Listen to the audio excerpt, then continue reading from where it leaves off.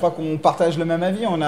C'était formidable parce qu'on a eu 3 jours. Déjà, on était très honorés de venir présenter 3 films. Ça n'arrive pas souvent. Hein. C'est même assez exceptionnel de présenter 3 films dans un festival à l'étranger, loin de la France. On a eu en plus un temps magnifique, un accueil très chaleureux de tout le monde. Voilà, je crois que c'était une magnifique aventure. On est très heureux, on est même triste de partir, on va dire.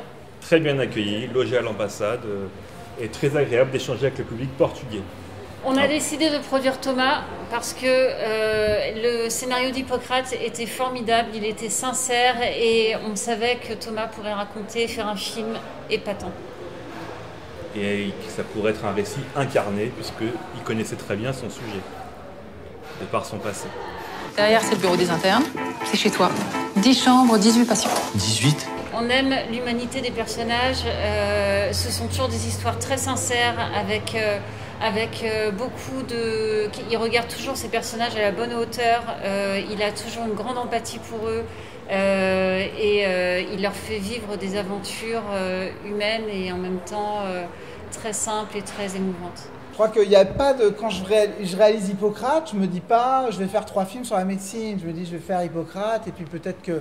Et puis on verra bien. Et déjà j'étais tellement heureux de refaire un film, de faire un film tout court. Puis voilà, le film a été bien accueilli. Donc derrière on a eu envie d'en refaire un. Je me suis dit non, je ne referai plus de films sur la médecine. Et puis finalement, il y a cette histoire que je portais en moi, de la médecine rurale, du médecin de campagne.